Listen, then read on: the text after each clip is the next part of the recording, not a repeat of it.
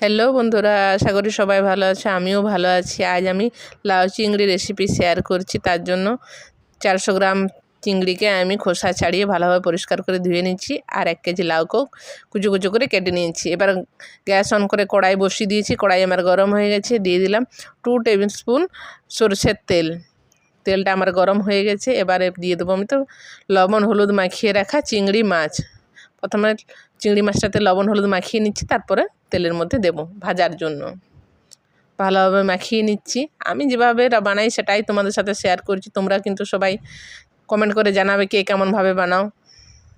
লাউ চিংড়ি কিন্তু বেশি কিছু তেল মশলা দিতে হয় না, তাতেই সুস্বাদু হয়। চিংড়ি মাছ একটা এমন জিনিস যাতে দেওয়া হয় তার স্বাদটাই কিন্তু চেঞ্জ হয়ে যায় সেই সবজির। এবার আমি তেলের মধ্যে দিয়ে দিলাম চিংড়ি মাছটা। হালকা করে ভেজে নেব, খুব বেশি লাল করে ভাজবো না, কারণ চিংড়ি মাছ খুব বেশি ভেজে দিলে একদম রাবারের মতন হয়ে যায়। তাই আমি হালকা ভেজে নিলাম। এবার মাছটা উঠিয়ে রেখে নিচ্ছি। চিংড়ি মাছটা ভাজা হয়ে গেছে। একে একে সমস্ত মাছগুলো আমি উঠিয়ে রেখে নিচ্ছি। এবার ওই তেলের মধ্যে দিয়ে দিলাম ফোড়ন, কালো জিরে 1/4 টিস্পুন কালো জিরে, আর 2টো তেজপাতা, আর 4টে কাঁচা লঙ্কা ফোড়নে দিলাম। হয়ে গেছে। এবার দিয়ে দিলাম একটা পেঁয়াজ, মিডিয়াম সাইজের পেঁয়াজকে কুচো কুচো করে রেখেছিলাম, ওটা দিয়ে দিলাম। পেঁয়াজটা এবার ভেজে নেব। পেঁয়াজটা হালকা করে ভাজবো, কালো করে ভাজবো না, লাল করেই ভাজবো, কালো করে কিন্তু ভাজবো না।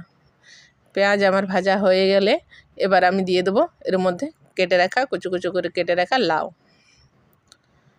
লাউটাও আমি দিয়ে দিলাম। আগে আমি লাউটা ধুয়ে নিচ্ছি, তারপরে কিন্তু কেটেছি, না হলে কিন্তু লাউতে খুব বেশি জল ধরে যায়। এবার আমি লাউটা ভালোভাবে মিক্স করে নিচ্ছি। লাউটা মিক্স করা হয়ে গেলে এবার আমি দিয়ে দিলাম স্বাদ মতো লবণ আর হলুদ। এবার লবণ হলুদটাও ভালোভাবে আমি মিশিয়ে নেব। ভালোভাবে মিশিয়ে নিচ্ছি। এবার আমি এটাকে ঢেকে দেব ভালোভাবে মেশানো হয়ে গেলে সেদ্ধ হওয়ার জন্য।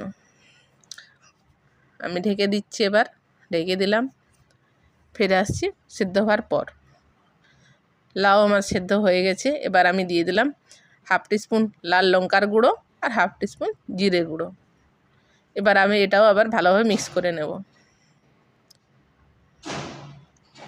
মিক্স করে নিয়েছি। এবার আমি এর মধ্যে দিয়ে দিলাম ভেজে রাখা চিংড়ি মাছ। আবারও ভালোভাবে মিশিয়ে নেব। তারপর 5 মিনিটের জন্য ঢাকা দিয়ে দেব। ফিরে আসছি 5 মিনিট পর। 5 মিনিট হয়ে গেছে। আমি ঢাকা খুলিয়ে নিয়েছি। এবার দেখো জল থেকে লাউটা পুরোপুরি, লাউ যে জলটা ছিল সেটাও শুকিয়ে গেছে, মাছগুলো সেদ্ধ হয়ে গেছে।